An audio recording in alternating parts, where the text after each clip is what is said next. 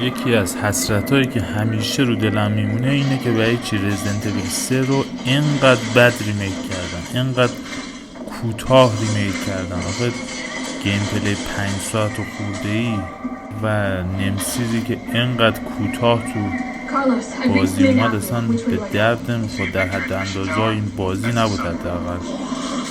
فکر کنم چون که ریمیک 2 خیلی خوب و شاهکار از کار در اومد دیگه، اینم با خودشون گفتن اینم با همون گرافیک اگه بسازیم دیگه اینم قطعا شاهکار میشه، که ولی متاسفانه نشد. نه معمای خوبی توش بود، نه پازل خوبی تو این بازی بود، فقط هم محوریتش روی اکشن بازی بود.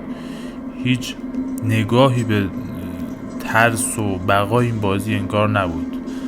هی به تیر و مهمات میداد واسه اینکه آدم بکشی توش، که اصلا به نظرم جالب نبود. به نظرم کپکام حتما باید یه بار دیگه نسخه 3 ریمیک رو از دوباره بسازه، یعنی یه نسخه دیگه از 3 حتما بدن با یه گیم پلی درست و در خور این بازی، در خور این شاهکار، با یه پایان بندی درست و خوب.